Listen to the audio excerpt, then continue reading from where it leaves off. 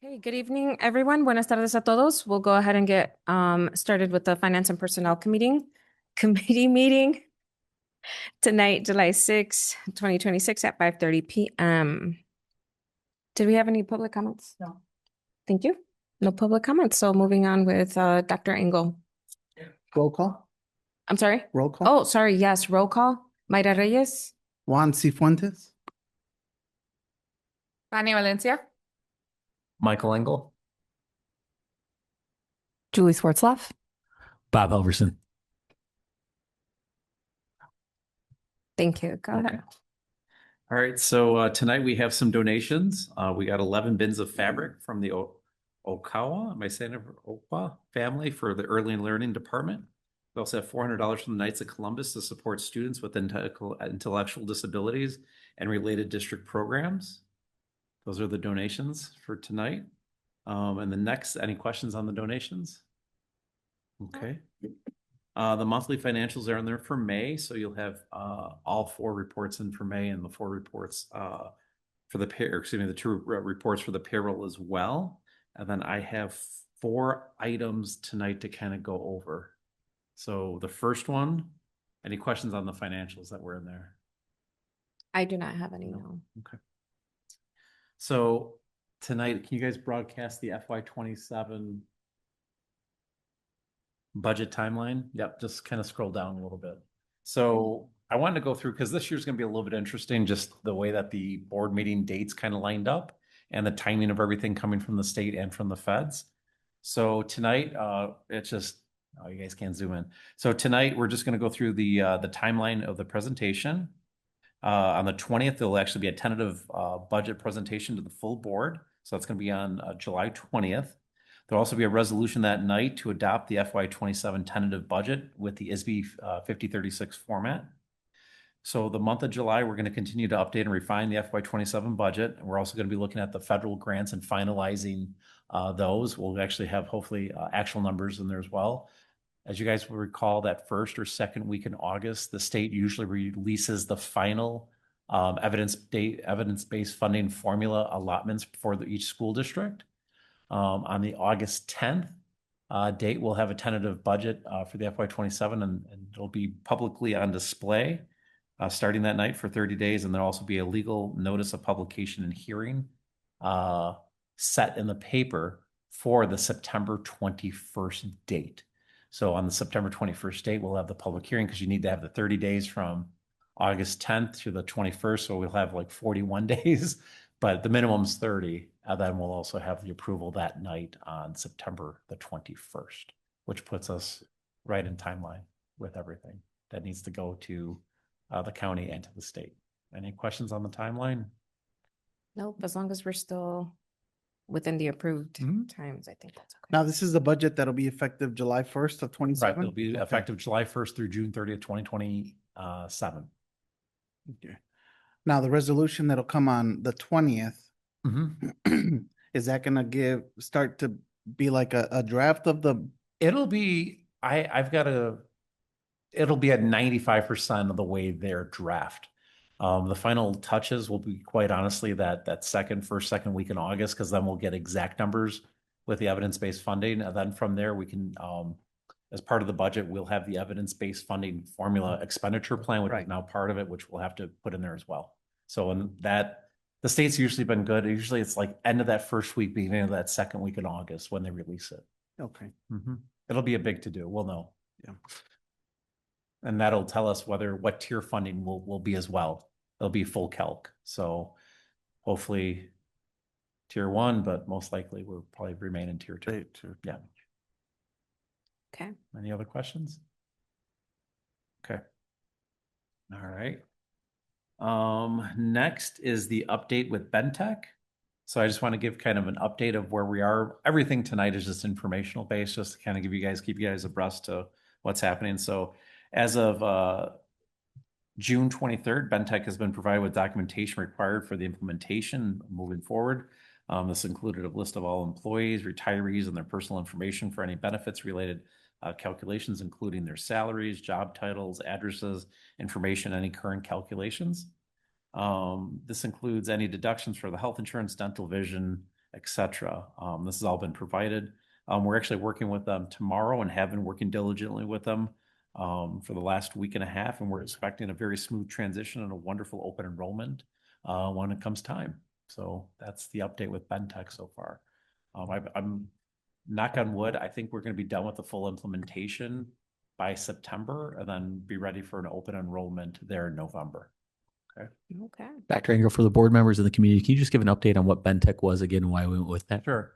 So if you guys will recall from last year open enrollment when we were going through the migration with Skyward, it wasn't exactly the world's smoothest, and this company actually partners directly their preferred vendor of Skyward to do all the intakes for any type of benefits. Quite honestly, it's a three-way combination. It's between Bentech, payroll, and the actual payroll deduction. So there's no oversight. It's a full integrated system within Skyward. So the user experience, you can go there during open enrollment, pick everything and anything under the sun. And it's a checks and balances between that, what you're actually getting and receiving, and out of the payroll deductions. So it's a nice set of hands. It's a nice third party that integrates the system quite nicely for the district. We've heard nothing but great reviews that other districts have implemented them, and I'm very happy. So thank you. Yeah. All right. So the next one that we have after this is an update on the commercial insurance program. So I know with the 7/1 start date, now starting our new year, and I just want to talk about joining click. So this is going to be the property casualty and workman's comp side of it. Not only did joining click provide the district with savings on the insurance spend, but also broaden coverages significantly. We now have $35 million in liability coverage and help lessens deductible for potential and common losses like water damage and or flood that the district may be experiencing. In addition, the cooperative will promote efficiency while addressing employee injuries through nurse triage reporting and allowing injured staff members to speak directly with nurses to help assist them in properly guiding them in care. And this year's focus will be on loss control through CLIck, focusing on cost drivers that the district has. So that's going to be our first year's kind of implementation. We're going to most likely be having them on site to do some work with our administrative team and our principals, and then do a secondary for all of our nursing staff and health professionals at each and every building, so they can help assist with some of that as well. All right. Dr. Engel, with that, we also have student insurance coverage now as Correct. well, right? Those are an added benefit. So that was a huge added benefit. So where before we had an opt-in kind of, hey, you can opt into it. There was a cost associated with it for a family. This has every single student district-wide has coverage now for any type of student accident, and it's maximum up to $7 million. So it's quite significant. And approximately $400,000 in savings from last year to this year? On that just alone, it was closer to almost 500,000, because we went from 1.335 mil to $813,000, and you'll see that on tonight's accounts payable list too for the bills. Okay. So Thank you. You're welcome. Well, there's coverage for students now. Is there a cost that families would have to pay for this? No. Okay. It's automatic. Just covered. Yes. Okay. Thank you. Yes. There's no opt-in, no opt-out. This is provided. Okay. It's a wonderful thing to have. That's awesome. Yeah. And then lastly here, I have our health insurance update. So at the time when I was writing this, okay, we were working with Gallagher. This is through Gallagher Benefits. And they had started requesting, or Blue Cross Blue Shield kind of going through our claim history and everything else. They were originally anticipating kind of giving us pricing and an update at the end of July. However, that timeline has been truncated, and now they're looking between the second and third week in July to have that pricing coming in. At that time, we'll have definitely an insurance committee meeting and be able to kind of share said pricing with the insurance committee and with the Board of Education at that time. I don't have an exact date yet, but as soon as we do, we'll get it on the books. And that is everything that I have. The rest is, That's over to me. yeah, it's up to Okay. you, Julie. Okay, great. So starting with the Director of Communications job description, we are proposing an updated job description to replace the PR officer with a director of communications. This better aligns with our current organizational needs.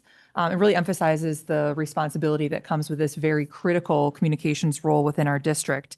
The goal here is to take a bit more of a strategic lens to this position and better support the complexity of the role and the needs that our community has. You'll notice that in terms of financial impact, the role would change from a current salary range, starting range of 80 to 90,000, and increase that to 110 to 120, which is in line with our other director positions and more in line with what we see in the market in like districts. Any questions regarding the director of communications job description? Were there any major responsibilities that changed? Not major responsibilities, is more of the scope of those responsibilities and taking more of a strategic angle on those than just like a task completion type of angle. Yeah.